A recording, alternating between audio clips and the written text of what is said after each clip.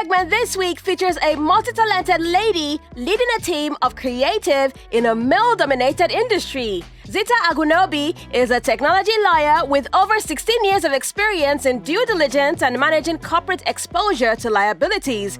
She has a Bachelor of Law degree and a Master of Science degree in International Commercial from Bournemouth University, Dorset, England. Before she became an entrepreneur, Zita has worked in various capacities in litigation, commercial services, and the financial sector to validate corporate and retail customer data to ensure compliance.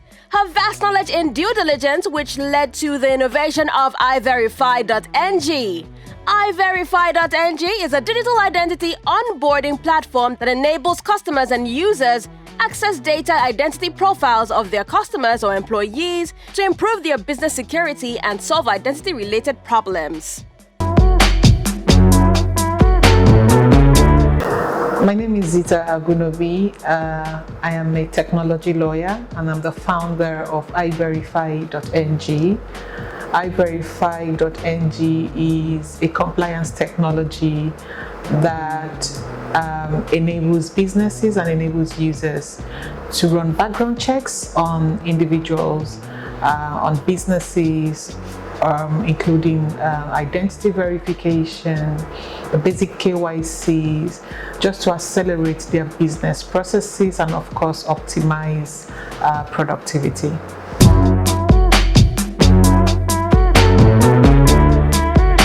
A technology lawyer is quite a robust responsibility. It means that you probably you have strong legal experience and you've had diverse experiences, and you have also built on just the basic legal qualifications that you have as a lawyer, and improved your knowledge of the technology space.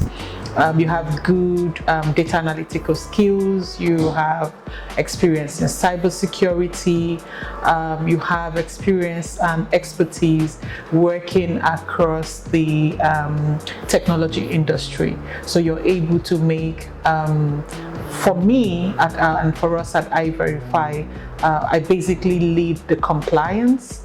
I basically lead everything that has to do with the regulatory framework as it regards to running a technology company.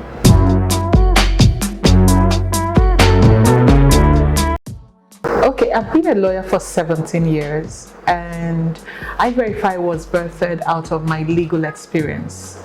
And one of the key things that stood out for me was that I had about 260 experiences personally. I like to journal as a lawyer. So when I go out and I have challenges, I kept wondering, why are there no institutions where people could actually go to verify and validate information independently? And so some of those were the things that I encountered. It bordered on onboarding crisis. It also bordered on identity fraud.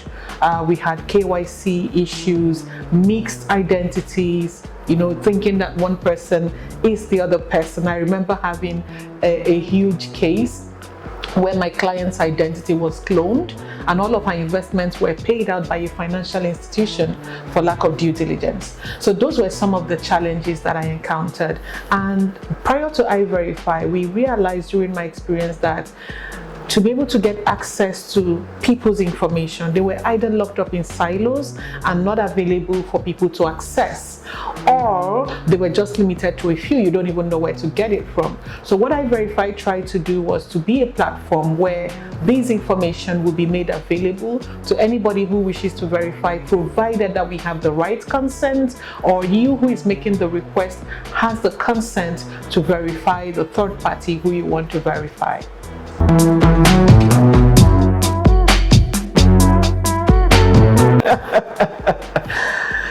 Yes, absolutely. There are people who are documented, and so those are some of the challenges we have in the verification industry, and it's the solution that we try to provide. there are people who are undocumented. And so some of the priorities of Iverify is to say, hey, you need to give this same person equal access to those who are documented. He or she could be undocumented because they do not have the right access to the infrastructure, they lack knowledge of where they could be verified.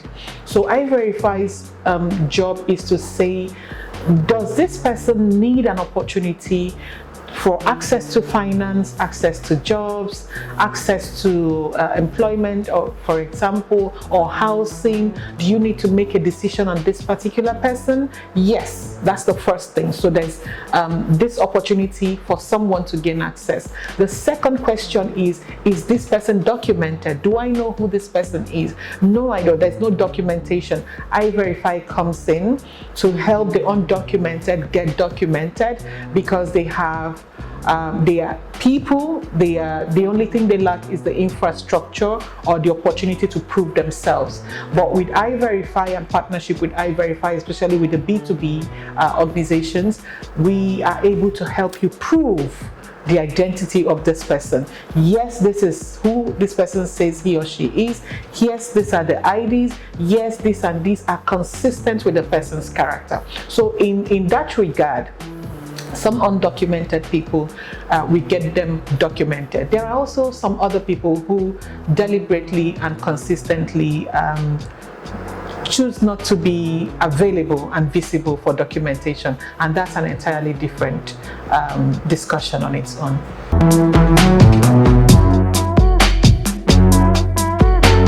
I'll give you two testimonials that are out there online by our clients. One of them is an insurance company. They were doing the due diligence for a company that insures some assets with them, and some of the things that we needed to do was to verify the drivers. Okay, some of the drivers who were going to work with the companies that were insuring.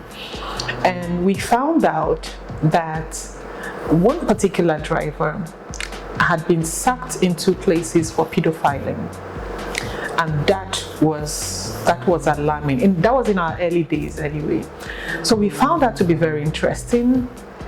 And the company that we also work for was very excited about that. They were quick to, tell the whole world the importance of due diligence. So you could have imagined the scale of the children's life who were going to be handed in the hands of these drivers.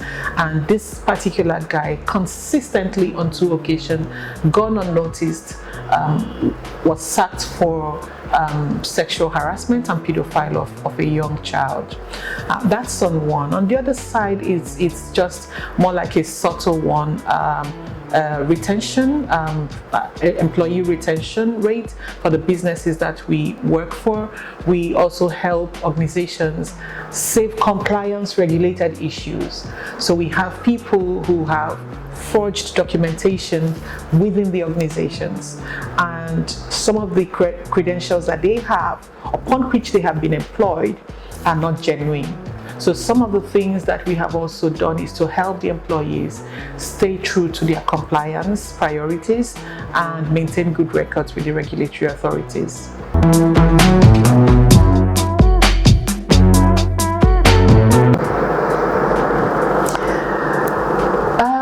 There are quite a couple of challenges. When we started, it was such an exciting journey for us. We felt that, okay, this is it. We have an amazing idea. Regardless of the fact that I had about 260 personal stories that I had journaled. When I started running the business, the first lesson I learned was how not to run a business, because I met with a roadblock and an obstacle that caused me to go back to the drawing board. We started off as a B2C, so business to consumers, B2C. And then after some time, we realized that that model was not profitable.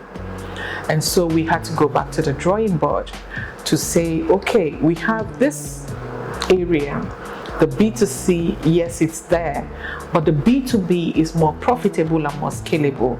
So we had to also make an adjustment. So some of the challenges is lack of proper customer rediscovery. For us to be able to take that decision to go back to the drawing board, we had to reevaluate our customer rediscovery priorities. I had to do a research, personal survey out there in the offices and quarters that were relevant to the industry to say, what do you think about this? Ask the right questions. And I saw that probably in some areas I was speaking to myself alone. I had an amazing idea that nobody knew what it was all about.